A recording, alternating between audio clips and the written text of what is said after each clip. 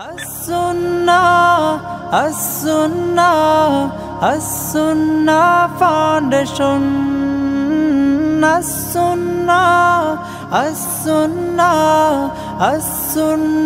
Foundation. আসসালামু আলাইকুম ওয়া রাহমাতুল্লাহি ওয়া বারাকাতুহু। আলহামদুলিল্লাহ, আসসালাতু ওয়াসসালামু আলা রাসূলিল্লাহ ওয়া বা'দ। সুপ্রিয় দর্শক শ্রোতা, ভাই বোন, দেশ কিংবা প্রবাস যে যেখান থেকে দেখছেন, আপনাদের সকলকে সাদর আমন্ত্রণ জানাচ্ছি আস-সুন্নাহ ফাউন্ডেশনের স্টুডিও থেকে। আপনারা দেখছেন আস-সুন্নাহ ফাউন্ডেশন আয়োজিত সাপ্তাহিক সরাসরি প্রশ্ন উত্তরমূলক অনুষ্ঠান শরঈ সমাধানের 229তম পর্ব। প্রিয় দর্শক, অন্যান্য দিনের মতো আজও ইনশাআল্লাহ তাআলা আপনাদের সঙ্গে আমি থাকছি ঘণ্টাব্যাপী এবং আপনাদের করা জীবন জিজ্ঞাসার উত্তর দেওয়ার চেষ্টা করব কোরআন এবং হাদিসের আলোকে। আপনার যে কোনো জীবন ঘনিষ্ঠ ইসলামী জিজ্ঞাসা এই পোস্টের মন্তব্যের ঘরে লিখতে পারেন। আমরা ইনশাআল্লাহ দিন আপনাদের প্রশ্নের উত্তর দেওয়ার চেষ্টা করব। আপনারা এই লাইভ অনুষ্ঠানটি দেখতে পাচ্ছেন আমাদের ভেরিফাইড ফেসবুক পেজে, আস-সুন্নাহ ফাউন্ডেশন ভেরিফাইড ফেসবুক পেজে, আমাদের ভেরিফাইড ইউটিউব চ্যানেল এবং আমাদের অন্যান্য পেজ ও চ্যানেল সমূহে একযোগে। প্রিয় দর্শক, আস-সুন্নাহ ফাউন্ডেশনের কোনো আপডেট থাকলে সাধারণত আমরা সেটি আপনাদেরকে শুরুতে জানিয়ে থাকি। তার ধারাবাহিকতা আমরা আপনাদেরকে জানিয়ে রাখতে চাই। আমাদের এখন সবচাইতে তরতাজা আপডেটের মধ্যে থেকে একটি হলো সবার জন্য কোরবানি প্রকল্প সারা দেশব্যাপী আমরা পরিচালনা করছি।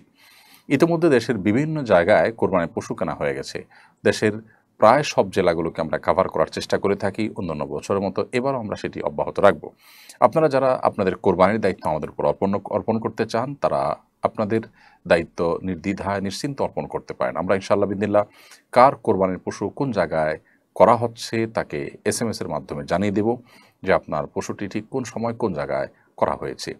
কোনো দাতা যদি তার কোরবানির পশু দেখতে চান, কোরবানির পশুর কেনার ভাউচারও দেখতে চান, সেটি কিন্তু কোরবানির ঈদের পরে দেখা তার জন্য সম্ভব, বিশেষ করে ভাউচারের ব্যাপারটা। কারণ সারা দেশ থেকে যারা কোরবানির পশু কিনেন তাদের প্রত্যেক থেকে ভাউচার এবং ছবি এবং অন্যান্য তথ্য উপাত্ত ডকুমেন্ট এগুলো সবগুলো আমরা সংগ্রহ করতে হবে এবং আলহামদুলিল্লাহ যথারীতি এগুলো প্রতি বছরই আমাদের কাছে সুসংরক্ষিত থাকে। এর বাইরেও আস-সুন্নাহ ফাউন্ডেশনের একটা বিশেষ উদ্যোগ কোরবানি উপলক্ষে ঢাকায় কোরবানির গোশত থাকে অনেক, সেই তুলনায় গরিব এবং অভাবী গ্রামে থাকে বেশি শহরের তুলনায়। সেজন্য ঢাকা থেকে কোরবানির গোশত সংগ্রহ করে আমরা দেশের প্রত্যন্ত অঞ্চলে গরিব এবং অভাবী মানুষের মাঝে কোরবানির গোশত বিতরণ করে থাকি। সেটি এবারও চলবে ইনশাআল্লাহ তাআলা। বিভিন্ন বুথ করে ঢাকার বিভিন্ন জায়গায় আমরা কোরবানির গোশত সংগ্রহ করব। আমরা আশা করব যে সেখানে সাধ্য অনুযায়ী আপনারা শরিক হবেন এবং আপনাদের আমানতগুলো আমরা মানুষের কাছে যথারীতি পৌঁছে দিতে পারবো। আশা করি যে আমরা প্রত্যেকে কল্যাণমূলক কাজে একে অন্যের সাথে প্রতিযোগিতায় লিপ্ত হওয়ার চেষ্টা করব। আল্লাহ আমাদেরকে তৌফিক দান করুন। এছাড়া আমাদের স্বাবলম্বীকরণ প্রজেক্টও চলমান আছে এবং আরও কিছু প্রজেক্ট যথারীতি চলছে। চলুন আর দেরি না করে আপনাদের প্রশ্নের উত্তর দেওয়ার আলোকিত ভবনে প্রবেশ করি। আমাদের কাছে ইতিমধ্যে অনেকগুলো প্রশ্ন চলে আসছে। আমি দেখতে পাচ্ছি মাহফুজুর রহমান আপনি লিখেছেন, কোরবানির সময় অর্থ, বিত্ত ও প্রভাব প্রতিপত্তির প্রদর্শন প্রকটভাবে লক্ষ্য করা যায়। অনেকের মধ্যেই এই প্রবণতা থাকে বাজারের সবচেয়ে বড় গরু অথবা বড় ছাগলটা কিনব। দৈত্যাকার এসব গরু ছাগল নিয়ে মিডিয়ায় আলোচনা হয়, ফলে এই ধরনের গরু ছাগলের ক্রেতারাও আলোচনার কেন্দ্রবিন্দুতে চলে আসেন। কোটি কোটি টাকা দিয়ে আলোচিত গরু কিংবা কয়েক লাখ টাকা দিয়ে আলোচিত ছাগল কেনার বিশেষ কোনো মহিমা আছে কিনা? ভাই মাহফুজুর রহমান, যদি কেউ আল্লাহর রাহে অধিক সম্পদ ব্যয় করতে চান, তিনি আল্লাহ রাব্বুল আলামিনকে সন্তুষ্ট করবার জন্য তার প্রিয় বস্তুকে উৎসর্গ করতে চান, কোরবান করতে চান, সেই জায়গা থেকে তিনি অনেক বড় গরু বা অনেকগুলো গরু, অনেকগুলো ছাগল জবে করেন, সেটা তো আপন জায়গা শুধু ঠিক আছে না, বরং প্রশংসনীয় বটে। তবে আমাদের দেশে যে প্রতিযোগিতা চলে থাকে, এই প্রতিযোগিতার বেশিরভাগই প্রদর্শন ইচ্ছা থেকে হয়ে থাকে।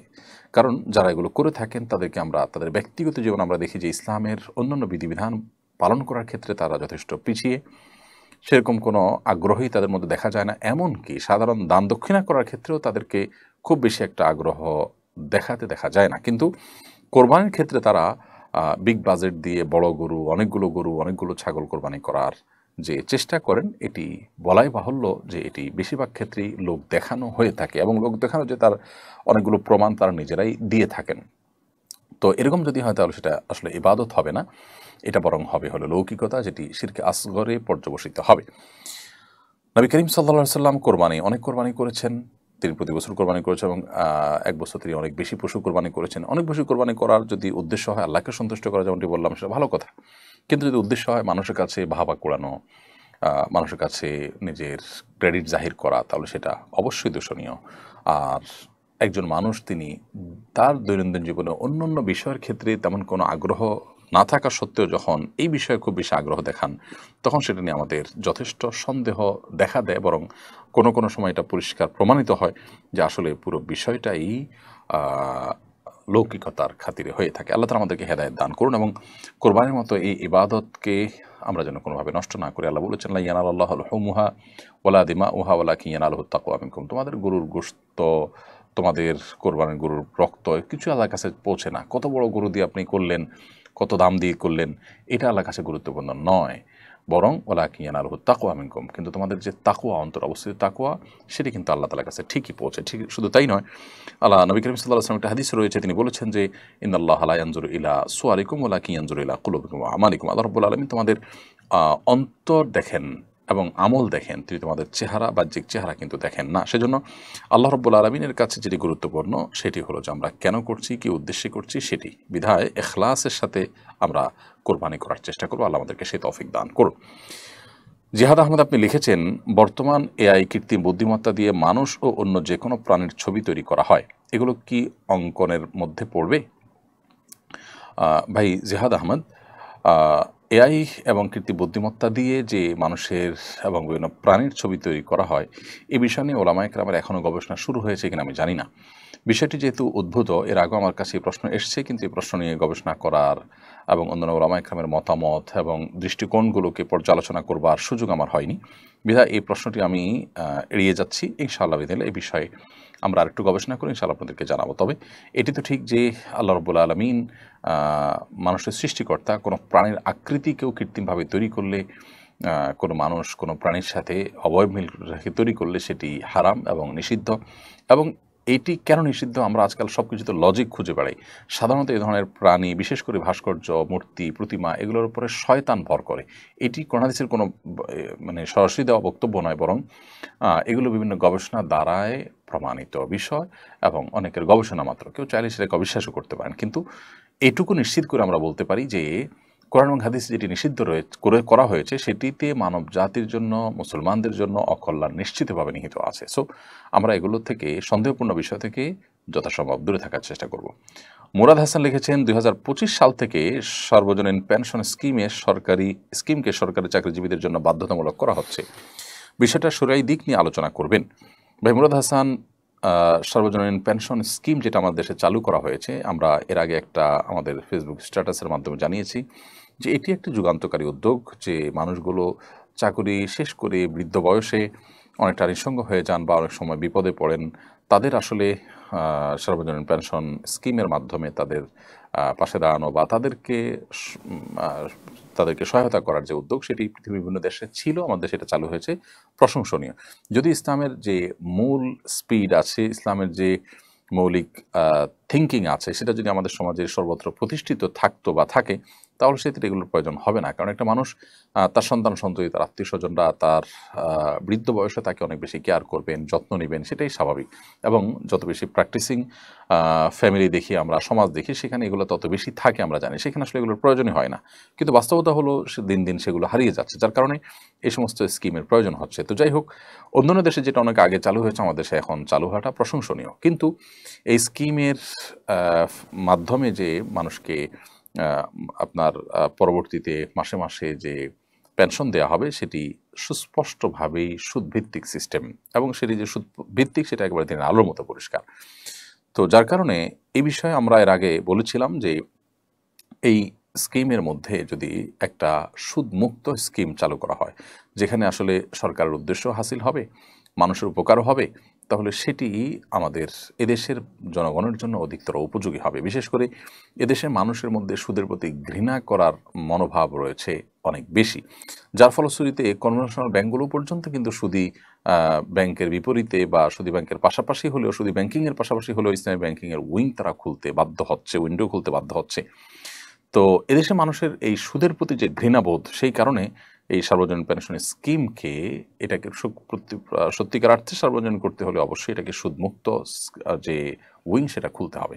তো এ বিষয়ে সংশ্লিষ্টদেরকে আমরা অনুরোধ করব যে বিষয়টা খুবই সহজ, আমাদের সাথে পরামর্শ করে সুদমুক্ত একটা উইং খুললে ইনশাআল্লাহ বিষয়টা সহজ হবে। আর তা না হলে বাধ্যতামূলক করে বা অন্য কোনোভাবে যদি আপনি সুদ হারাম এটা মানুষকে গেলানোর চেষ্টা করেন, জনগণ যেটা চায় না সেটা যদি আপনি জোর করে চাপাতে চান, তাহলে সেক্ষেত্রে এটা নিয়ে অস্থিরতা যেমন তৈরি হতে পারে, তেমনিভাবে সমাজের বড় একটা অংশ এই সুবিধা তারা ভোগ করবেন না এবং এটাকে তারা অ্যাভয়েড করবেন, যার ফলে মূল উদ্দেশ্য কিন্তু সাকসেস হবে না, সফল হবে না।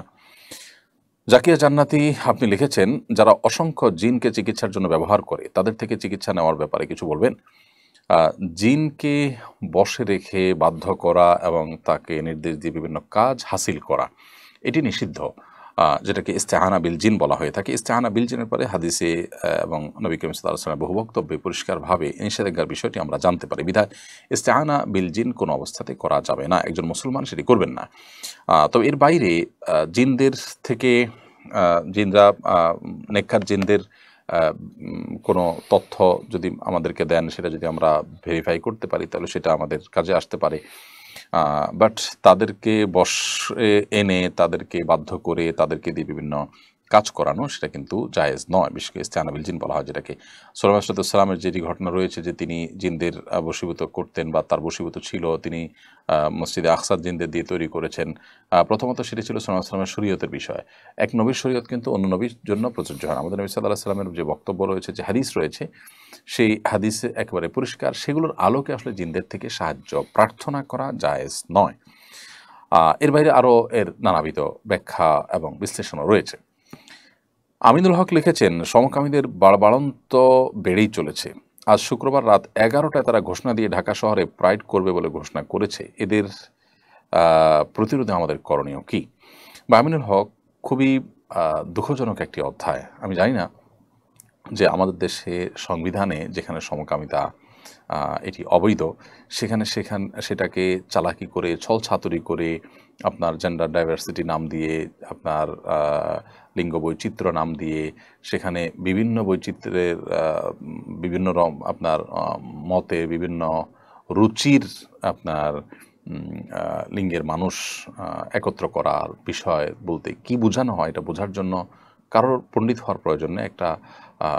একজন কিশোর এটা বুঝতে পারেন।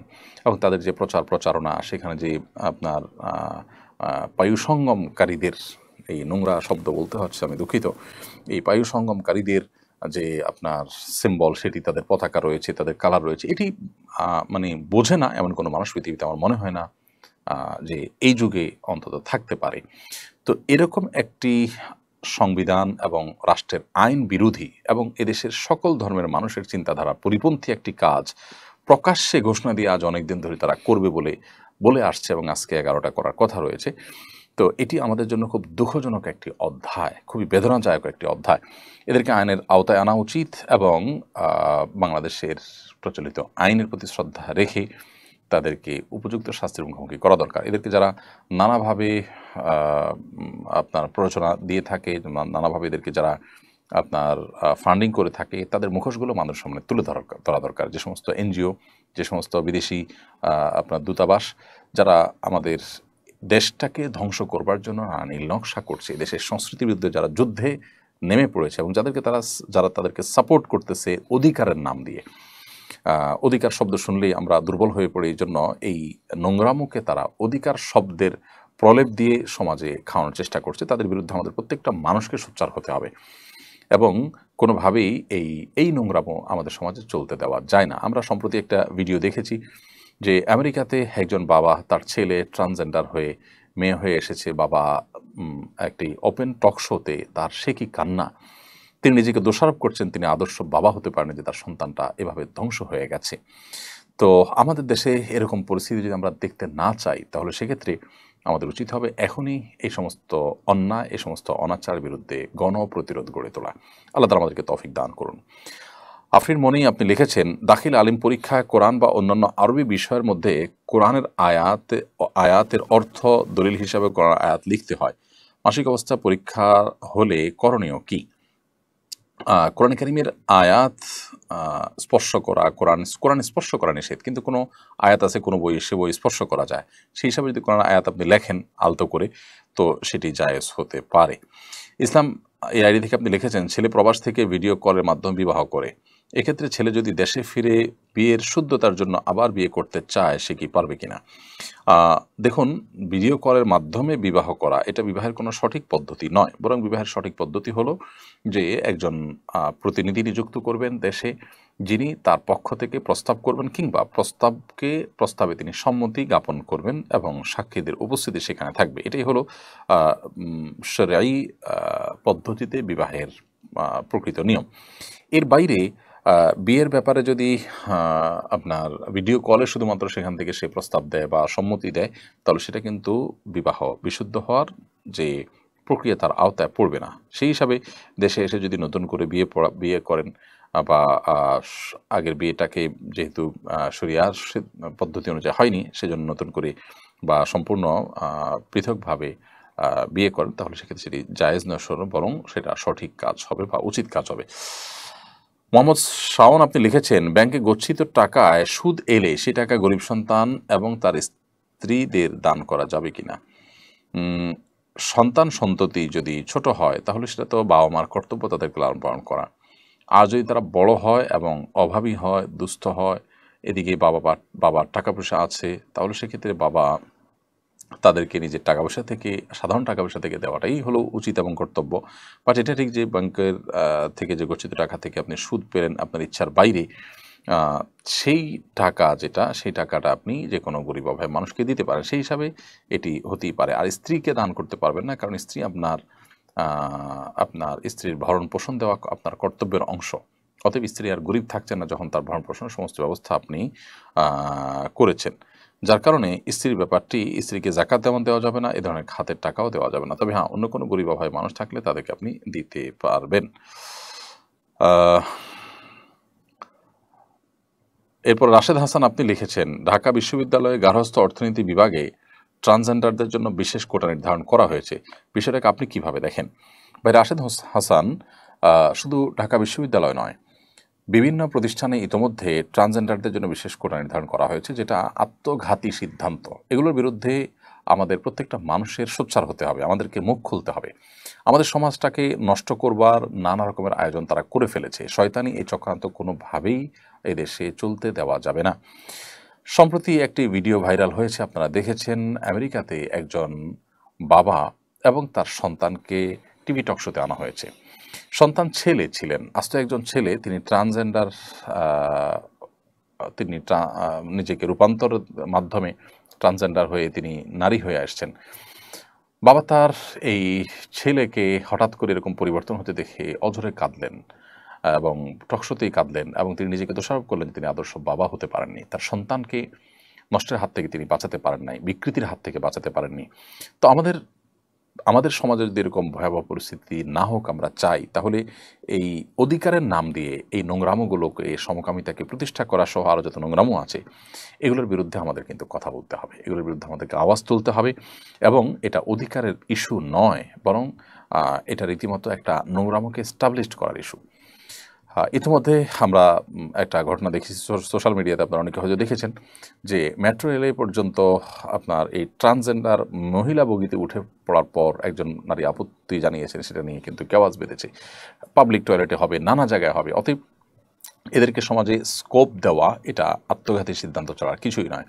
যে সমস্ত চক্র তাদের কাছে টাকা খেয়ে আমাদের সমাজে সমস্ত নষ্টামি ঢুকাচ্ছে, তাদের বিরুদ্ধে আমাদেরকে সোচ্চার হতে হবে। আল্লাহ আমাদেরকে তৌফিক দান করুন।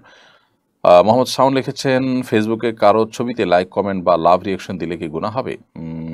এটি নির্ভর করবে ছবিটা কী ধরনের। একজন ছেলে মানুষ হয়ে একটা মেয়ে মানুষের কোনো ছবি যেটা আপনার দেখা হারাম, সেটা ছবি দেখে আপনি লাইক, কমেন্ট করেছেন, লাভ রিয়াকশন দিয়েছেন, তাহলে সেক্ষেত্রে সেটা অবশ্যই হারাম হবে। আর যদি বৈধ কিছু দেখেন দেখে আপনি লাইক, কমেন্ট করেন, সেটা হারাম হবে না। আলী হাসান লিখেছেন, আমি 5 ওয়াক্ত নামাজ পড়ার চেষ্টা করি, কিন্তু মাঝে মধ্যে নামাজের মধ্যে আমার মনোযোগ থাকে না। কি করলে পুরোপুরি মনোযোগ থাকবে, দয়া করে জানাবেন। ভাই আলী হাসান, নামাজে মনোযোগ সৃষ্টি করবার জন্য প্রথমত নামাজ আমরা যা বলছি সেগুলোকে বোঝার চেষ্টা করব, অর্থগুলো জানার চেষ্টা করব, সূরা কেরাতগুলো, দোয়াগুলোর, এটা আমাদের মনোযোগ সৃষ্টিতে সাহায্য করবে ইনশাআল্লাহ। এর পাশাপাশি নামাজে আমাদের যে সূরা কেরাতগুলো পড়ে থাকি আমরা, সেগুলো অর্থ সহকারে বুঝে পড়ার পাশাপাশি ধীরে ধীরে পড়বো এবং রুকু সিজদা উঠা বসা যত সময় নিয়ে যত ধীরে ধীরে আপনি করবেন তত বেশি ইনশাআল্লাহ বিদিনিল্লাহ আপনার সালাতে মনোযোগিতা সৃষ্টি হবে ইনশাআল্লাহ তাআলা। সালাতে মনোযোগ সৃষ্টি হওয়ার জন্য আর অনেকগুলো উপায় আছে। একটি আর্টিকেল আমাদের অনলাইনে এখনও আছে, নামাজে মনোযোগ সৃষ্টির 33টি উপায়। 33টি উপায়, এটি শেখ বিন বাজ রহমানুল্লাহ সৌদি আরবের সাবেক গ্র্যান্ড মুফতি, তার একটা লেখার অনুবাদ আমি করেছি, সেটি আছে সোশ্যাল মিডিয়াতে, দেখে নিতে পারেন। শেখ ইব্রাহিম আপনি লিখেছেন, প্রতি বছর চামড়ার দাম নিয়ে একটা ঝামেলা সৃষ্টি হয়। প্রতি বছর চামড়ার দাম ক্রমাগত কমছে, তবে এবছর গত বছরের তুলনায় প্রতি বর্গফুটের 5 টাকা বাড়ানো হয়েছে। বিষয়টাকে কিভাবে দেখেন? চামড়ার দাম এবছর 5 টাকা বৃদ্ধি হওয়া, এটা তো একরকম আমি তামাশা ছাড়া আর কি বলবো, যে বর্গফুট যদি 5 টাকা বাড়ে তাহলে একটা চামড়াতে মানে দাম বৃদ্ধিতে সেটা কতটা প্রভাব ফেলবে বা কতটাই বা দাম বৃদ্ধি পাবে। তো মুদ্রাস্ফীতির তুলনায় এটা এতটাই কম যে এটা রীতিমতো তামাশা ছাড়া কি বলা যায়। আমাদের দেশে নানা কারণে চামড়ার দাম কমে যাচ্ছে এবং ইচ্ছাকৃতভাবে একটা চক্র এটি করছে কিনা সেটা নিয়ে নানা রকমের কথা বাজারে প্রচলিত আছে। সংশ্লিষ্ট বিষয় যাদের দেখবার দায়িত্ব তারা যদি দেখেন তাহলে এখানে আমাদের কল্যাণ হয়তো নিহিত থাকবে। আল্লাহ তাআলা আমাদেরকে যত রকমের অনাচার আছে এগুলো থেকে বেঁচে থাকার তৌফিক দান করুন। মোহাম্মদ নুরুল ইসলাম আপনি লিখেছেন, কিভাবে পরিবারের মানুষদের ভালোবাসা অর্জন করবে এবং তাদেরকে সৎ উপদেশ দেওয়ার জন্য তাদের উপর প্রভাব বিস্তার করব। প্রথমত, পরিবারের মানুষের কল্যাণকামী হিসাবে নিজেকে আপনি প্রতিষ্ঠা করার চেষ্টা করবেন। দ্বিতীয়ত, আপনার আয় উপার্জন, আপনার ব্যক্তিত্ব, আপনার পার্সোনালিটি, এগুলো সবগুলো পরিবারের উপরে আপনার প্রভাব বৃদ্ধি করতে সহায়তা করবে ইনশাআল্লাহ তাআলা। আর সবচেয়ে বড় প্রভাব আসবে তাকওয়া থেকে। যদি ইখলাস এবং তাকওয়া চর্চা করতে পারি আমরা, তাহলে আশা করা যায় আল্লাহ রাব্বুল আলামিন আমাদের কথার মধ্যে, আমাদের সব কিছুতে তাসির এবং প্রভাব দিবেন, যার ফলে পরিবার কেন অন্যরা সবাই সেই তাসিরে, সেই প্রভাবে প্রভাবিত হবেন। তো সেই চেষ্টা আপনার করা দরকার। বিশেষ করে তরুণদের ক্ষেত্রে আয় উপার্জন করা, কর্মমুখী হওয়া, অলস না হওয়া, এগুলো তার পরিবারের উপর তার প্রভাব ফেলতে অনেক বেশি সহায়ক ভূমিকা রাখে। বিশেষ করে দাওয়াতি কাজে এটি অনেক বেশি কাজে লাগে। মোহাম্মদ নুরুল ইসলাম লিখেছেন, আমি যদি আমাদের দেহের কোনো অঙ্গ আঁকি, যেমন চোখ, পাকস্থলী, ব্রেন, কিডনি, কান ইত্যাদি, সেটা কি হারাম হবে? আপনি কোনো একটা অঙ্গের ছবি আঁকলেন, সেটা হারাম হবে না, কিন্তু পূর্ণাঙ্গ অবয়ব যখন একটা প্রাণীর তৈরি করবেন সেটা শুধু হারাম হবে। এমনি নাইম এইচবি এডি থেকে আপনি লিখেছেন, আমার আম্মু প্যারালাইজড, তিনি সরাসরি সিজদা দিতে পারেন না, তিনি চেয়ারে বসে খাটে সিজদা দেন। চেয়ার আর খাট সমান উচ্চতার, এতে কি নামাজে কোনো সমস্যা হবে? ভাই নাইম, আপনার মাকে আল্লাহ তাআলা রহম করুন এবং সবরের তৌফিক দান করুন। আমরা দোয়া করি তাকে আল্লাহ তাআলা আরোগ্য দান করুন। আর যিনি অসুস্থতার কারণে সিজদা দিতে পারেন না, তিনি বসে সালাত আদায় করবেন এবং রুকুতে যতটুকু ঝুঁকবেন, সিজদাতে তার চাইতে বেশি ঝুঁকবেন, এটাই যথেষ্ট। অতএব তার কপালটা যদি কোনো সামনে টুল দিয়ে, উঁচু টুল দিয়ে সেখানে রাখেন, এটাতে আসলে তেমন কোনো পার্থক্য তৈরি করবে না, বরং তার জন্য বিধান হলো তিনি রুকুতে আল্লাহু আকবার বলে ঝুঁকবেন, এরপর সামিআল্লাহু হামিদা বলে সোজা হয়ে সিজদার নিয়ত করে একটু বেশি ঝুঁকবেন, বাস এটাই তার সিজদা হিসাবে বিবেচিত হবে ইনশাআল্লাহ তাআলা। নাজমুল হোসেন আপনি লিখেছেন, আমি একজন মালয়েশিয়া প্রবাসী, আমার এখানে আশেপাশে কোনো মসজিদ নেই। আমরা যারা মসজিদে বাংলাদেশি আছি তারা নিজেরা জুমার নামাজ পড়তে পারবো কিনা? জুমার নামাজের শর্তগুলো জানাবেন। অবশ্যই আপনারা জুমার নামাজ পড়তে পারবেন, নিজেদের মধ্যে থেকে যে কোনো একজন ইমামতি করে জুমার নামাজ পড়িয়ে দিবেন, ইনশাআল্লাহ আপনাদের নামাজ হয়ে যাবে। বরং পড়তে পারবেন না, বরং পড়া উচিত এবং কর্তব্য আপনাদের। যদি আশেপাশে কোনো মসজিদ না থাকে, নিজেরা যেখানে আছেন সেখানে জুমার জামাত করবেন। বিশেষ করে লোকালয় যদি থাকে সেখানে আপনি জুমার নামাজ করতে কোনো অসুবিধা নেই। মিসবাহুর রহমান আপনি লিখেছেন, আমাদের দেশের কিছু এলাকায় আরাফার দিন সবাই একত্র হয়ে ইবাদত বন্দেগী করে, বিষয়টা কতটুকু সঙ্গত? আরাফার সঙ্গে সাদৃশ্য তৈরি হওয়ায় তারা কিছু সওয়াব পাবে কিনা? না, আরাফাতের ময়দানে হাজিদেরকে একত্র হতে বলা হয়েছে। এই একই দিনে অন্যান্য জায়গায় একত্র হওয়ার এবং একত্রিত হয়ে সেখানে খুতবার কিংবা আলোচনার কিংবা ঐক্যবদ্ধভাবে দলগতভাবে কোনো ইবাদতবন্দি করার কোনো দীক্ষা শিক্ষা ইসলামে দেওয়া হয়নি। না সেটা নবী করিম সাল্লাল্লাহু আলাইহি ওয়াসাল্লাম দিয়েছেন, না খোলাফায়ে রাশিদিন দিয়েছেন, না সাহাবা ইকরাম দিয়েছেন, না এটি পূর্বসূরীদের মধ্যে ছিল। অতএব এরকম যদি কেউ আরাফাত দিনটাকে সবাই সমবেত হয়ে হাজিদের সাদৃশ্য গ্রহণের চেষ্টা করেন, তাহলে সেটি বিদআতে পরিগণিত হবে এবং সওয়াবের পরিবর্তে সেটি বরং গুনাহ হবে। আরাফাত দিন সম্পর্কে নবী সাল্লাল্লাহু আলাইহি ওয়াসাল্লামের যে নির্দেশনা রয়েছে তার আলোকে আমরা রোজা রাখবো। আরাফাত দিনের যে দোয়া, লা ইলাহা ইল্লাল্লাহু ওয়াহদাহু লা শারীকা লাহু লাহুল মুলকু ওয়া লাহুল হামদু ওয়া আলা কুল্লি শাইইন কাদির, সেটা পাঠ করবে। এছাড়া আসলে আরাফাতের দিন উপলক্ষে আমাদের বিশেষ কোনো করণীয় নেই। আমরা যদি অন্য কোনো বিষয়কে জরুরি বা আবশ্যক বানিয়ে নিই, তাহলে সেক্ষেত্রে সেটা সোয়াবের পরিবর্তে কিন্তু গুনাহ হতে পারে। ইরিন মাশফি এআইডি থেকে আপনি লিখেছেন, আমি এবং আমার হাজবেন্ড দুজনেই চাকরি করে একটা বিজনেস দেই, যেখানে বিজনেসের মাঝে আমার এবং আমার হাজবেন্ডের দুজনের অর্থ 50% করি, কিন্তু আমার হাজবেন্ড আমাকে কোনো লাভের অংশ দেয় না। আমি তাকে না জানিয়ে যদি কিছু টাকা নেই তাহলে কি আমার গুনাহ হবে? বনিরিন, আপনারা দুজনে যেহেতু চাকরি করছেন এবং দুজনে চাকরি করে একটা বিজনেসও দিয়েছেন, এখানে দুজনের যে ইনভেস্ট রয়েছে সেটা আপনাদের বাণিজ্যিক সম্পর্ক, সেটা সম্পূর্ণ ভিন্ন। আর স্ত্রী হিসাবে আপনার ভরণ পোষণ তিনি আপনাকে দিবেন, সেটা আরেকটি জিনিস। আর যেহেতু আপনার এখানে 50% ইনভেস্ট আছে, অতএব স্বামী আপনাকে 50%-এর যে প্রফিট সেটা আপনাকে দেওয়া তার কর্তব্য। যদি না দেন তাহলে সেক্ষেত্রে আপনি সেখান থেকে তাকে না জেনে টাকা নিতে পারবেন, কারণ কারোর অধিকার যদি কারোর কাছে থেকে যায়, তিনি যদি সেটা থেকে বঞ্চিত করেন তাকে, তাহলে তিনি তার অগোচরে সেই অধিকারটুকু আদায় করে নিতে পারবেন, সেটা রাইট তার আছে। মোহাম্মদ রাশিক শাহরিয়ার আপনি লিখেছেন, জিলহজ মাসের 1 থেকে 10 তারিখের মধ্যে কি দাড়ি সাইজ করা যাবে? চুল, নখ, পশম যে কাটা যায় না, এটা কি সুন্নত নাকি ওয়াজিব? ভাই রাশিক শাহরিয়ার, জিলহজের 1 থেকে 10 তারিখ পর্যন্ত কোনো লোম, কোনো পশম, নখ ইত্যাদি আমরা কাটবো না।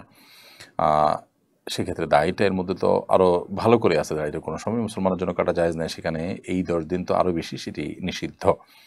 তবে এই আমলটা সুন্নত নাকি ওয়াজিব আপনি জানতে চেয়েছেন, এটি ফোকা হানাফের মতে সুন্নাহ বা মুস্তাহাব আমল, এটি ওয়াজিব আমল নয়, যার কারণে এটি ছুটে গেলে যে গুনাহ হবে ব্যাপারটা সেরকম না। সাজ্জাদ করিম আপনি লিখেছেন, আমার অফিস হতে প্রতি বছর পোশাক ভাতা, শার্ট প্যান্ট ও জুতা ক্রয় ব্যাংক অ্যাকাউন্টে অগ্রিম প্রদান করে। উক্ত ভাতা শার্ট প্যান্ট ও জুতা ক্রয় করা হয়েছে মর্মে ক্যাশ মেমো দ্বারা দেখানো হয়। প্রকৃতপক্ষে উক্ত শার্ট প্যান্ট ও জুতা ক্রয় করা হয় না, এটা কি জায়েজ হবে? মিথ্যা লিখলে ভাউচার, সেটাতে গুনাহ হবে। যদি থোক কোম্পানি দেয় এবং কোম্পানি থেকে বলা থাকে যে এটা দেওয়া আছে, কেউ কিনলে কিনলো, না কিনলে নাই, তাহলে ভিন্ন কথা। কিন্তু যদি কোম্পানি কিনতে বলে, কিনে ভাউচার দিতে বলে, তাহলে আপনাকে কিনতেই হবে। সেটা আপনি ব্যবহার না করতে পারেন, অন্য কাউকে দিয়ে দিতে পারেন, কিন্তু আপনাকে কিনতে হবে। মিথ্যা কথা বললে আপনি লিখতে পারেন না। প্রয়োজনে দোকানদার কাছে কিনে আবার দোকানদারের কাছে ফেরত দিবেন, কিন্তু আপনাকে কিনতে হবে। না হলে ক্যাশ মেমোতে আপনি লিখেছেন এত তারিখে এটা কেনা হয়েছে, এত এটার দাম, এটা রাহা মিথ্যা কথা হবে। ইমানদার জেনে শুনে ঠান্ডা মাথায় মিথ্যা কথা বলতে পারে না। আব্দুল কাদের লিখেছেন, শ্রেণীকক্ষে ছাত্রী হিজাব নেকাব খুলতে বাধ্য করা, ধর্মীয় অনুভূতিতে আঘাত ও ব্যক্তি স্বাধীনতায় হস্তক্ষেপ করার অভিযোগে রাজশাহী বিশ্ববিদ্যালয়ের এক শিক্ষককে গত 12 মার্চ 5 বছরের জন্য সকল একাডেমিক কার্যক্রম থেকে অব্যাহতি দেওয়া হয়।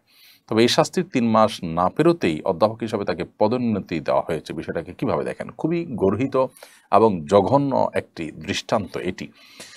এটির ফলে এ ধরনের সমাজে বিশৃঙ্খলা সৃষ্টি করার মতো কাজগুলো এ ধরনের উগ্র মানুষেরা এবং সংকীর্ণ চিন্তার মানুষেরা আরও বেশি করার সাহস পাবে। বিধায় এটির তদন্তমূলক তদন্ত করে এটির ব্যবস্থা গ্রহণ করা, এটির পেছনে যারা আছে তাদেরকে আইনের আওতায় আনা এবং দৃষ্টান্তমূলক শাস্তি দেওয়াটা খুবই জরুরি একটি বিষয়। দেখুন, এভাবে এই ছোট ছোট বিষয়গুলোই একটা সময় বড় বিষয়ে পরিণত হয় এবং সমাজের মানুষের মধ্যে আস্থার ঘাটতি দেখা দেয়। বিচারহীনতার যে কালচার আমাদের সমাজে রয়েছে, এ ধরনের ঘটনাগুলো সেটিকে আরও স্টাবলিশ করবে। বিধায় সংশ্লিষ্ট মহলের দায়িত্ব থাকবে, আমরা আশা করব যে তারা এ ধরনের ঘটনার পেছনে যারা জড়িত আছে তাদেরকে উপযুক্ত শাস্তির আওতায় আনবেন। এবং কোনোভাবেই এটি গ্রহণযোগ্য নয় যে একজন শিক্ষক যিনি পানিশমেন্ট পেয়েছেন তার অপরাধের কারণে তিনি নির্দিষ্ট অপরাধের যে সাজা পানিশমেন্ট সেটি ভোগ করার আগে আগে তাকে আবার পুরস্কৃত করা হবে। খুবই জঘন্য একটি বিষয়। এর পেছনের যে সমস্ত কবজা নানা মানুষগুলো আছে তাদেরকে আসলেই বিচারের আওতায় আনা উচিত এবং এদের বিরুদ্ধে আমাদের প্রত্যেকটা মানুষের যার যার জায়গা থেকে মুখ খোলা উচিত, কথা বলা উচিত। এরপরে আব্দুর রব আপনি লিখেছেন, আমার একটি ছাগল আছে, ছাগলটির জন্মের সময় সেটাকে কোরবানির উদ্দেশ্যে রাখা হয়েছে, কিন্তু ছাগলটির মাঝ বয়সে একবার অ্যাক্সিডেন্ট হয়, তার পা ভেঙে গিয়েছিল, যে কারণে তার শারীরিক অবস্থা সেরকম উন্নতি হয়নি, দেখতেও সুস্বাস্থ্যের নয়। আমি জানতে চাচ্ছি সেটাকে বিক্রি করে তার সাথে আরও কিছু টাকা যোগ করে একটা ভালো মানের ছাগল কোরবানি দিতে পারবো কিনা? আপনার নিজের ছাগল আছে, সেটাকে আপনি কোরবানি দেওয়ার নিয়ত করেছেন, খুব ভালো কথা। এখন যেহেতু ত্রুটিপূর্ণ হয়ে গেছে সেই ছাগল, অতএব সে ছাগল পরিবর্তন করে আপনি আরেকটি ছাগল দিবেন, কারণ কোরবানির পশু ত্রুটিপূর্ণ হলে সেটি দিয়ে কোরবানি করা উচিত নয়, বরং কোরবানি করতে হবে ত্রুটি মুক্ত পশু দ্বারা। অতএব যে পশুর পা ভেঙে গেছে, যে সুস্থ স্বাভাবিকভাবে হেঁটে জবে করার জায়গা পর্যন্ত হেঁটে যেতে পারে না, যার শিং ভাঙা, একটা, অথবা যার একটা চোখ কানা, এই জাতীয় এত দুর্বল যে খাবার খেতে পারে না বা হাঁটতে পারে না, এ ধরনের দুর্বল পশু দিয়ে কোরবানি করা উচিত নয়। সেগুলো এমনি খাওয়া হালাল, বাট কোরবানির জন্য উপযুক্ত নয়। যার কারণে এ ধরনের পশু আপনার থাকলেও সেটা পরিবর্তন করাটাই বরং আপনার জন্য কর্তব্য। কাশ্মীর হাসান আপনি লিখেছেন, আমি একজন যুবক, আমি খুব বিষণ্ণতায় আছি। আমি একটা মেয়েকে বিগত 3 বছর যাবত একতরফা ভালোবেসে আসছি। আমি জানি বিবাহ বহির্ভূত কোনো মেয়েকে ভালোবাসা কবিরা গুনাহ, কিন্তু আমি নেক উদ্দেশ্যে তাকে বিবাহ করতে চাই। এমত অবস্থা আমার করণীয় কি দয়া করে জানাবেন। বিবাহের উদ্দেশ্যেও যদি আপনি এই সম্পর্ক করেন সেটাও হারাম হবে, গুনাহ হবে, গুনাহ সর্বাবস্থায় গুনাহ হবে। আপনার উদ্দেশ্য যত ভালোই হোক না কেন, যেহেতু আপনি প্রক্রিয়াটা অবলম্বন করছেন মন্দ, যার কারণে এটি জায়েজ হবে না। সেজন্য আপনাকে আমরা বলবো যে প্রথমত আপনার কৃতকর্মের জন্য আল্লাহ তাআলার কাছে তওবা করবেন, ইস্তেগফার করবেন, ক্ষমা প্রার্থনা করবেন, এবং দ্বিতীয়ত আপনি আপনার এই জায়গা থেকে ফিরে আসবেন এবং কোনো অবস্থাতেই এটাকে প্রশ্রয় দেওয়ার কোনো সুযোগ নেই। আর যদি আপনি তাকে বিয়ে করার সুযোগ থাকে তাহলে বিবাহ করে ফেলান এবং পূর্বের কৃতকর্মের জন্য আল্লাহ তাআলার কাছে মাফ চান। এটাই হলো একমাত্র করণীয়। নিজের নফসের বিরুদ্ধে সংগ্রাম করতে পারাটাই হলো অনেক বড় সার্থকতার বিষয়, ইমানদারের জীবনে একটা গুরুত্বপূর্ণ টার্গেট। সেটা যদি না হয় তাহলে সেক্ষেত্রে আপনি অবশ্যই আল্লাহ সুবহানাহু ওয়া তাআলার কাছে গুনাহগার হিসেবে বিবেচিত হবেন। প্রিয় দর্শক, দেখতে দেখতে অনুষ্ঠানের ঠিক মাঝামাঝি আমরা পৌঁছে গেছি, সময় হয়ে গেছে ছোট্ট একটি বিরতির পর আমরা আবারও ফিরে আসছি। আশা করি আমাদের সঙ্গেই থাকবেন ইনশাআল্লাহ তাআলা। কোরআন মানব জাতির মুক্তির সনদ, কোরআন আমাদের গাইডবুক। অথচ সমাজের খুব কম মানুষই কোরআন বোঝেন বা বোঝার চেষ্টা করেন। বছর জুড়ে কোরআন চর্চার লক্ষ্যে শুরু হলো আস-সুন্নাহ ফাউন্ডেশনের যাবৎকালের সর্ববৃহৎ প্রতিযোগিতা কোরআন বর্ষ। 2024 রমজান থেকে 2025 রমজান পর্যন্ত 6 ধাপে অনুষ্ঠিত হতে যাচ্ছে আল কুরআনুল কারীম পাঠ ও প্রতিযোগিতা। বিজয়ীদের জন্য থাকছে 3টি উমরাহ, 1টি কম্পিউটার, 5টি ব্যক্তিগত লাইব্রেরি, 6টি কিন্ডেল রিডার সহ 15 লক্ষ টাকার মূল্যবান সব পুরস্কার। আল্লাহ সুবহানাহু ওয়া তাআলা আমাদেরকে ভালো কাজে একে অন্যের সঙ্গে প্রতিযোগিতায় অবতীর্ণ হওয়ার নির্দেশ করেছেন। সুতরাং আসুন কোরআন চর্চার এই মহা আয়োজনে, কোরআনের এই বিশাল প্রতিযোগিতায় সামিল হয়ে নিজেদেরকে কোরআনের জ্ঞানে সমৃদ্ধ করি, জীবনকে করি কোরআনময়। পার্থিব সমস্ত মহামূল্যবান পুরস্কার জেতার পাশাপাশি আল্লাহ সুবহানাহু ওয়া তাআলার কাছ থেকে অফুরন্ত বিনিময় লাভের এই সুযোগটি যেন আমাদের কারোর হাতছাড়া না হয়। তাহলে আর দেরি নয়, শুরু করুন এখনই কোরআন বর্ষ, বছরব্যাপী কোরআন চর্চার এক অনন্য আয়োজন। আস-সুন্নাহ ফাউন্ডেশন, উম্মার স্বার্থে, সুন্নাহর সাথে। বিরতির পর আবার আপনাদেরকে স্বাগতম জানাচ্ছি আস-সুন্নাহ ফাউন্ডেশনের স্টুডিও থেকে। আপনারা দেখছেন আস-সুন্নাহ ফাউন্ডেশন আয়োজিত সাপ্তাহিক সরাসরি প্রশ্ন উত্তরমূলক অনুষ্ঠান শরীয়ী সমাধানের 229তম পর্ব। প্রিয় দর্শক, আপনারা অনেক ইতিমধ্যে শুনেছেন যে বাংলাদেশের আকাশে জিলহজের চাঁদ দেখা গেছে আলহামদুলিল্লাহ, এবং সেই হিসাবে এখন থেকেই জিলহজ মাস আরম্ভ হয়ে গেছে। জিলহজের প্রথম দশক এটি ইবাদতের গুরুত্বপূর্ণ একটি মৌসুম এবং সিজন। প্রিয় নবী সাল্লাল্লাহু আলাইহি সাল্লাম এই সময়টাতে অনেক বেশি ইবাদত বন্দেগী করাটাকে পছন্দ করতেন এবং তিনি বলেছেন আল্লাহর কাছে সবচেয়ে প্রিয় এই দিনগুলোর ইবাদত, অর্থাৎ জিলহজের প্রথম 10 দিনের ইবাদতের মৌসুম হিসাবে রমজানের পরে সবচেয়ে শ্রেষ্ঠ এবং বড় মৌসুম হলো জিলহজের এই দশক। বিধায় এই দশকের প্রতিটি মুহূর্তকে আমরা ইবাদতের বন্দেগীর মাধ্যমে কাটানোর চেষ্টা করব। প্রথম 9 দিন রোজা রাখার চেষ্টা করব, আরাফাত দিন বিশেষভাবে রোজা রাখবো, আরও যে আমলগুলো আছে সেগুলো করবো, বিশেষ করে আল্লাহর জিকির বেশি করা এবং তাকবীর আল্লাহু আকবার, লা ইলাহা ইল্লাল্লাহ, আল্লাহু আকবার, আলহামদুলিল্লাহ বেশি বেশি পাঠ করবো। যারা কোরবানি নিয়ত করেছি অথবা কোরবানি করতে পারবো না, আমরা আমাদের চুল, নখ ইত্যাদি এগুলো কাটা থেকে বিরত থাকবো এখন থেকে, যেহেতু চাঁদ উঠে গেছে, এবং কোরবানির পর সেগুলো করবো ইনশাআল্লাহ তাআলা। আল্লাহ তাআলা আমাদের সকলকে জিলহজের প্রথম দশকের এই গুরুত্বপূর্ণ দিনগুলোকে ইবাদতের মাধ্যমে কাটাবার তৌফিক দান করুন। চলুন এরপর আপনাদের যে সমস্ত প্রশ্ন আমাদের কাছে ইতিমধ্যে চলে আসছে সেগুলোর উত্তরে আমরা চলে যাই। আব্দুর রহিম লিখেছেন, এক দরিদ্র ব্যক্তি হজের নিয়তে অনেক বছর আগে কিছু গাছ লাগিয়েছেন। অনেক বছরের পরিচর্যার পরে তিনি সেই গাছ বিক্রি করে হজ করতে যেতে পেরেছেন। আপনার মন্তব্য জানতে চাই। আলহামদুলিল্লাহ ভাই আব্দুর রহিম, খুবই আনন্দের সংবাদ এবং খুবই চমৎকার একটি বিষয়, যেটি আমাদের অনেকের জন্যই শিক্ষা বহন করে, যার কারণে এই ধরনের ঘটনা আমাদের প্রত্যেকটা মানুষকে প্রেরণা যোগায়। আমাদের এখান থেকে অনুপ্রাণিত হওয়া উচিত। ভালো কাজের জন্য সদিচ্ছা এবং আন্তরিক প্রচেষ্টা থাকলে আল্লাহ তাআলা তাকে সাফল্যের চূড়ান্ত শিখরে পৌঁছার তৌফিক দান করেন। আল্লাহর ওয়াদাও রয়েছে, আল্লাহ বলেছেন ওয়াল্লাযিনা জাহাদু ফিনা লানাহদিয়ানহুম সুবুলানা, যারা আমার পথে আসার জন্য চেষ্টা করে, আল্লাহ বলেছেন আমি অবশ্যই তাদেরকে আমার দিকে আসার বহুমুখী পথ দেখিয়ে দিব। আমরা যারা বাইতুল্লাহ হজ করতে পারিনি, আমরা অর্থের অভাব বা আমাদের সামর্থ্যের অভাব নানা রকমের অজুহাত দিয়ে থাকি, এই অজুহাতগুলো যে যথার্থ নয়, বরং আমাদের আন্তরিকতা, আন্তরিক প্রচেষ্টা, আমাদের ঐকান্তিক চেষ্টা, আমাদের সার্বিক আপনার সদিচ্ছা এবং নানামুখী উদ্যোগ গ্রহণ করাটা যে কর্তব্য, সেটি আমরা পালন করতে কার্পণ্য করে থাকি। সেটির শিক্ষা আমরা এখান থেকে নেব এবং ভাইটির আল্লাহ তাআলা হজকে কবুল করুন এবং তার মতো বরং তার চেয়ে আরও বেশি আমাদের সবাইকে আল্লাহর ইবাদত বন্দেগীর জন্য আত্মত্যাগ করার তৌফিক দান করুন। আশিক মণ্ডল লিখেছেন, আল্লাহর জন্য আপনাকে ভালোবাসি, আল্লাহ আমাকে আপনার কাছ থেকে বহু কিছু শিখিয়েছেন। আমি সৌদি প্রবাসী, খুব মুসিবতে আছি, আমি এবং আমার পরিবারের জন্য দোয়া করুন। ভাই আশিক মণ্ডল, আল্লাহ তাআলা আপনাকে ভালোবাসুক, আমাদেরকে যারা ভালোবাসেন আল্লাহ আপনাদেরকে ভালোবাসুন। আপনাদেরকে বলে রাখি যে আমাদের প্রত্যেকটা দোয়া কবুলের জায়গাগুলোতে, সময়গুলোতে আমরা চেষ্টা করি নিজেদের দোয়ার পাশাপাশি আমাদের ফাউন্ডেশনের হিতাকাঙ্ক্ষী, শুভাকাঙ্ক্ষী, আমাদের পেজের ফলোয়ার, আমাদেরকে যারা আল্লাহর জন্য ভালোবাসেন, স্নেহ করেন, এমনকি যারা ঘৃণা করেন আল্লাহর জন্য, তাদের সবার জন্য আমরা আল্লাহ তাআলার কাছে দোয়া নিবেদন করে থাকি। আপনি পেরেশানিতে আছেন শুনে খারাপ লাগলো, আল্লাহ তাআলা আপনাকে আপনার পেরেশানি দূর করে দিন এবং আপনাকে আল্লাহ রাব্বুল আলামিন সব ধরনের মুসিবত থেকে বেরিয়ে আসার তৌফিক দান করুন। এরপরে শারমিন বিথি আপনি লিখেছেন, মেয়েরা কি লোহার, তামার ও সিটি গোল্ডের গহনা পরতে পারে? মেয়েরা স্বর্ণ এবং রূপার বা আপনার অন্যান্য যে সমস্ত পাথর ইত্যাদি আছে সে সমস্ত কিছুর গহনা ইত্যাদি তারা পড়তে পারেন। এছাড়া তামা কিংবা লোহা এটা পরা জায়েজ নয়, সিটি গোল্ডে পড়তে পারেন। তামা লোহার ব্যাপারে নবী করিম সাল্লাল্লাহু আলাইহি ওয়াসাল্লাম হাদিসে পরিষ্কার নিষেধাজ্ঞা রয়েছে। জাহান্নামীদেরকে লোহা পরানো হবে, এটা মানুষের শরীরের কোনো অলংকার হতে পারে না। নবী সাল্লাল্লাহু আলাইহি ওয়াসাল্লাম সেই জন্য এটাকে নিষেধ করেছেন, জাহান্নামের সাথে সাদৃশ্য যেন না হয়।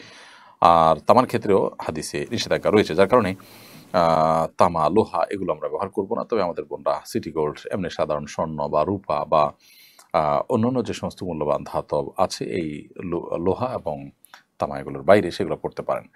মোহাম্মদ রাকিবুল ইসলাম চাঁদপুরি আপনি লিখেছেন, রাস্তায় কুড়িয়ে পাওয়া স্বর্ণের আংটির মালিক খোঁজ করে না পাওয়া গেলে সে আংটি কি করতে হবে? ভাই রাকিবুল ইসলাম, রাস্তায় স্বর্ণের আংটি পেয়েছেন, মালিক বহুত খোঁজ করেছেন, পাননি। যদি এরকম হয় তাহলে সেক্ষেত্রে শরীয়তে এটার জন্য আপনার যে পরিমাণ খোঁজাখুঁজি করতে হবে সেটা আপনাকে আগে শেষ করতে হবে। আপনি কোনো রকম দায়সারাভাবে খোঁজ করলেই তো হবে না, বিভিন্নভাবে খোঁজ করতে করতে সম্ভাব্য সকল উপায় করেছেন, দীর্ঘদিন করেছেন, কোনোভাবে পাওয়ার সম্ভাবনা নেই। এরকম যদি হয়ে যায় তাহলে সেটা আপনি কোনো গরিব দুঃখীকে দান করে দিতে পারবেন, ওই ব্যক্তির তরফ থেকে যিনি মালিক তার তরফ থেকে, সওয়াবের নিয়তে। আব্দুর রাজাক আপনি লিখেছেন, বর্তমান শিক্ষা কারিকুলামের সমালোচনা করে সোশ্যাল মিডিয়া লেখালেখি করায় কিশোরগঞ্জের এক কলেজ শিক্ষকের পদ অবনমন করা হয়েছে। ডিজিটাল সিকিউরিটি অ্যাক্টে মামলা সহ বিভিন্ন খড়গ নেমে এসেছে তার উপর, বিষয়টা কিভাবে দেখেছেন? ভাই আব্দুর রাজাক, আইনে কি আছে আমি জানি না, আইনের প্রতি শ্রদ্ধা রেখেই বলছি আমি, শৃঙ্খলা, নিয়ম এটা সবার মেনে চলা উচিত। কিন্তু শিক্ষা কারিকুলামে যে ঝামেলা আছে, বিশেষ করে পাঠ্যপুস্তকে যে বিশাল বড় ধরনের সমস্যা তৈরি করেছে দেশের কিছু এনজিও এবং বিদেশি কিছু অ্যাম্বাসির পৃষ্ঠপোষকতা তারা এই কাজগুলো করেছে, এটাও এখন ওপেন সিক্রেট এবং বিষয়টা সরকারের কনসার্নেও আছে আমি যতটুকু জানি। কারণ ইতিমধ্যে আমরা দেখেছি যে এনসিটিভির একজন এই কাজের জন্য অভিযুক্ত ব্যক্তি, যার ব্যাপারে বহু অভিযোগ রয়েছে, অভিযোগের পাহাড় রয়েছে, সকল নষ্টামের মূলে যে কয়েকজন রয়েছে তার মধ্যে তিনি, সেই মশিউজ্জামানকে ওএসডি করেছে সরকার। ঠিক এই দিকে একদিকে যখন সরকার এ বিষয়ে পদক্ষেপ নিচ্ছে এবং বিষয়টাকে, এই সমালোচনাটাকে সরকার ইতিবাচকভাবে দেখছে এবং সরকারের ভাবমূর্তি নষ্ট করার জন্য একটা চক্রটি কাজ করেছে, অপরদিকে আবার এটি সমালোচনাকারী একজন শিক্ষকের পদ অবনমন, তার বিরুদ্ধে নানা রকম ব্যবস্থা গ্রহণ, এটা আসলে কখনোই সঙ্গতিপূর্ণ হতে পারে না। বিধায় যারা এই কাজটি করছেন এরা সেই মশিউজ্জামানের মতো অতি উৎসাহী কিনা তারা তাদের ব্যাপারটি আমার মনে খতিয়ে দেখা দরকার এবং এই ভদ্রলোকের পাশে আমাদের প্রত্যেকটা মানুষের দাঁড়ানো দরকার। সমাজে অন্যায় অনাচারের বিরুদ্ধে যথা নিয়ম মেনে সৌন্দর্যের সাথে সমালোচনা করবে, এটাই তো স্বাভাবিক এবং সেটিকে সাদরে গ্রহণ করা দরকার। তিনি একজন শিক্ষক মানুষ, শিক্ষা কারিকুলামের সমস্যা থাকলে তিনি সে কথা অবশ্যই বলবেন, সেটা বলার কারণে তার উপর খড়গ নেমে আসা কোনোভাবেই গ্রহণযোগ্য হতে পারে না। সুমাইয়া সাদ্দাম এআইডি থেকে আপনি লিখেছেন, আমার সোনা ও রূপা খুব পছন্দ, আমি যদি পরিমাণ মতো বা একটু বেশি সোনা রূপার গহনা বানাই তাহলে কি আমার গুনাহ হবে না? কোনো গুনাহ হবে না। মেয়েদেরকে আল্লাহ রাব্বুল আলামিন সে সুযোগ দিয়েছেন, ইসলাম সে সুযোগ দেওয়া হয়েছে যে মেয়েরা তারা স্বর্ণ রূপা তাদের প্রয়োজন মতো গহনা তৈরি করতে পারবে, এরকম কোনো লিমিটেশন দিয়ে দেওয়া হয় না যে এর বেশি মেয়েরা এটি বানাতে পারবে না। অতএব আপনার প্রয়োজন হচ্ছে আপনি সেটি কিন্তু করতে পারবেন। তাওহিদ চায়ন আপনি লিখেছেন, কোনো মা তার সন্তানকে যদি এই বলে গালি দেয়, এই কোরবানিতে তোদের কোরবানি করব, এর কাফারা বিধান কি? এটার কোনো বিশেষ কাফারা হবে না, তবে এরকম কথা বলা উচিত নয়। একজন মা, একজন বাবা, তিনি দায়িত্বশীল মানুষের মতো কথা বলতে হবে।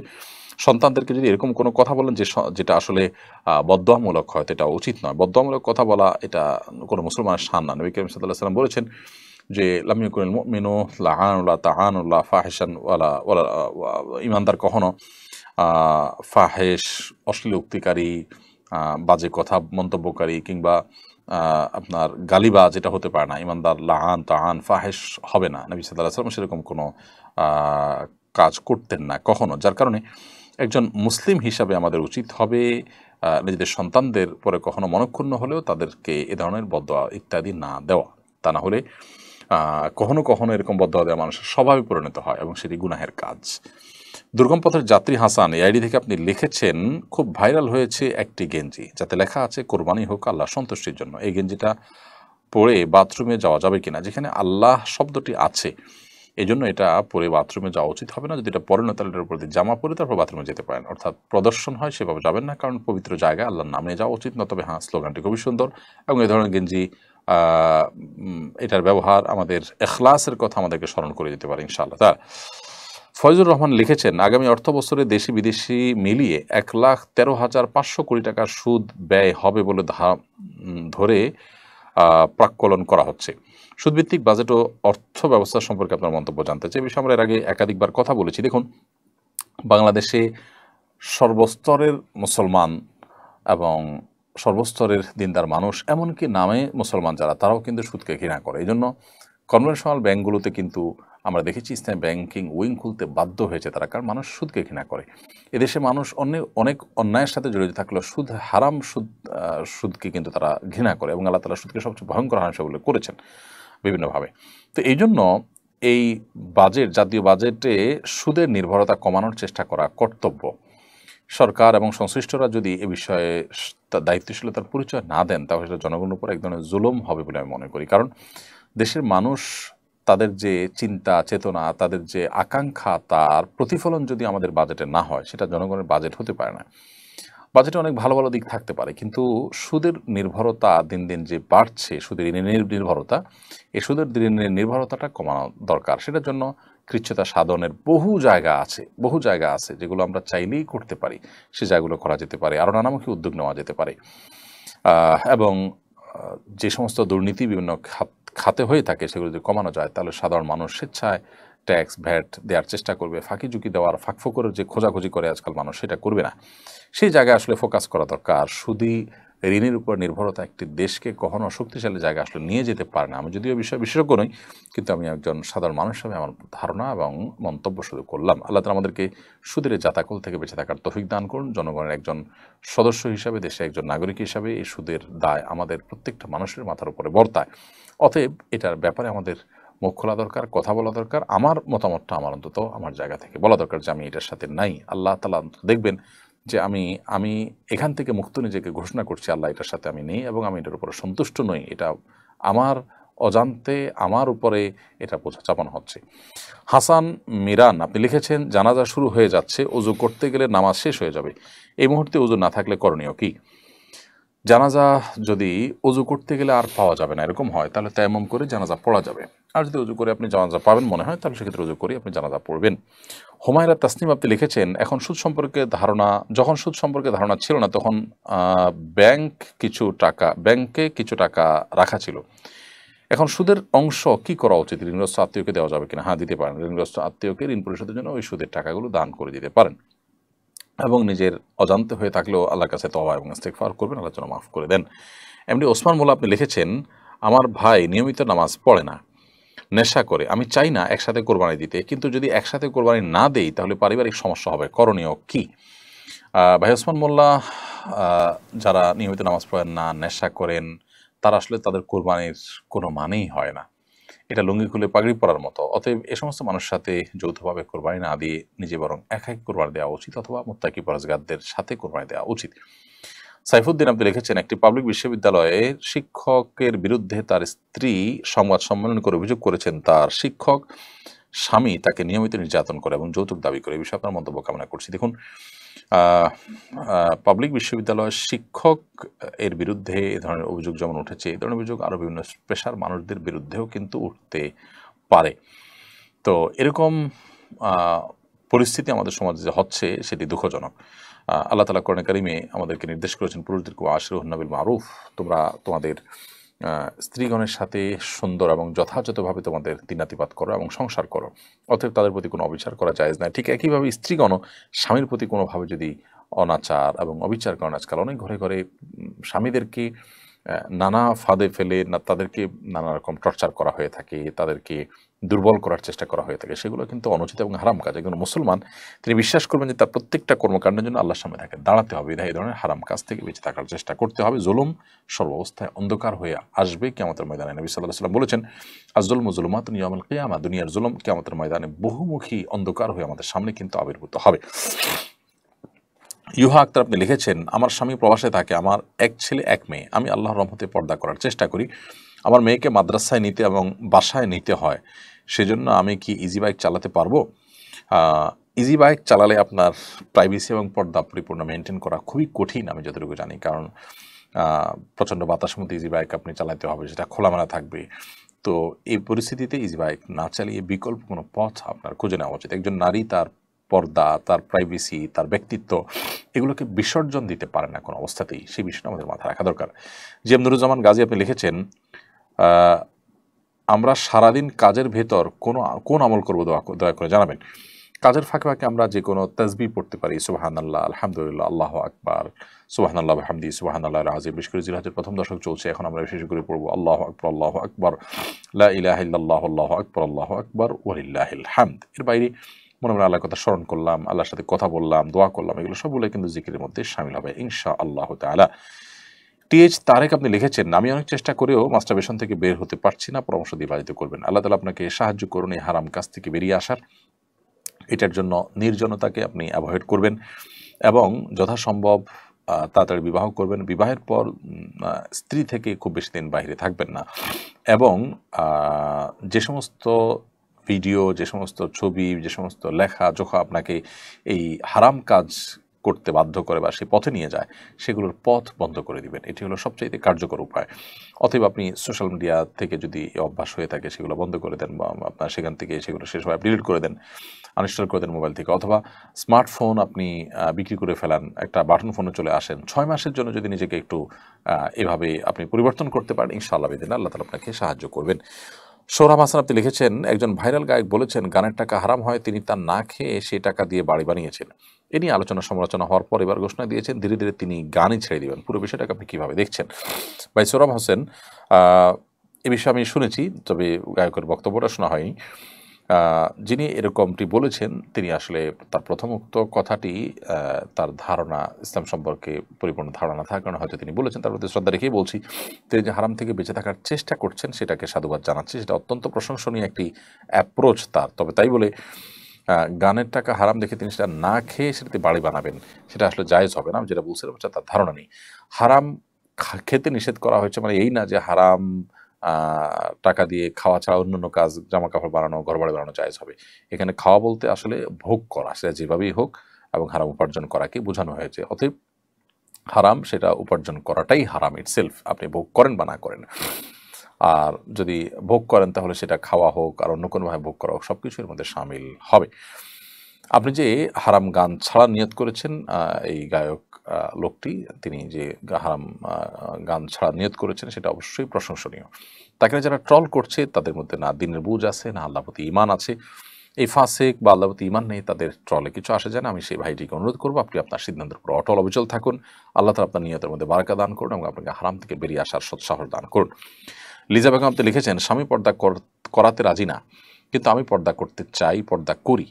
এখন আমি কিভাবে কি করব বুঝতে পারছি না, করণীয় জানাবেন। স্বামী আপনাকে পর্দা করতে দিতে চান না আর আপনি পর্দা করতে চান, এই জন্য প্রথমত স্বামীকে পর্দার বিষয়ে বোঝানোর চেষ্টা করেন যে আসলে স্ত্রী হিসাবে আপনার পর্দা তো আপনার স্বামীর জন্যই কল্যাণকর।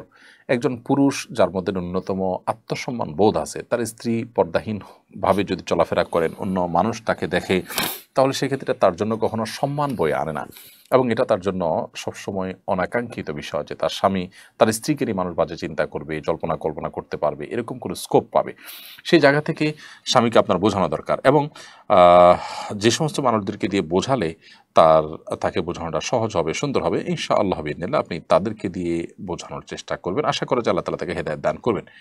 পর্দা সম্পর্কে অনেক ভালো ভালো বই আছে, সেগুলো পড়তে দিতে পারেন। বিশেষ করে আব্দুল্লাহ জাহাঙ্গীর রহমানের একটা বই আছে, পোশাক, পর্দা ও দেহসজ্জা, অঙ্গসজ্জা, এই বইটা আপনি দিতে পারেন তাকে। তিনি যদি এটা পড়েন তাহলে পর্দা সম্পর্কে তার ইতিবাচক ধারণা তৈরি হবে ইনশাআল্লাহ তাআলা। এর বাইরে আরও ভালো ভালো বই আছে পর্দা সম্পর্কে, সেগুলো তাকে পড়তে দিতে পারেন, এবং সেই সাথে দোয়াও করবেন, এবং যে কোনো মূল্যে আপনি পর্দা করবেন, কারণ স্বামী আপনাকে অন্যায় কাজ করতে বাধ্য করলেও আপনি আপনার সাধ্য অনুযায়ী সেটার খেলাফ করে যে কোনোভাবে অন্যায় থেকে বেঁচে থাকার জন্য আপ্রাণ চেষ্টা অব্যাহত রাখবেন। ফাহমিদা মৌ আপনি লিখেছেন, আমি এবং আমার স্বামী আবেগের বশবর্তী হয়ে মাসিক অবস্থা মিলিত হয়েছি, এর জন্য আমরা লজ্জিত। এই অবস্থায় যদি আল্লাহ সন্তান দান করেন তাহলে কি তা হারাম হবে? না, এটার কারণে সন্তান হারাম হয়ে যাবে বা অবৈধ হবে এরকম নয়।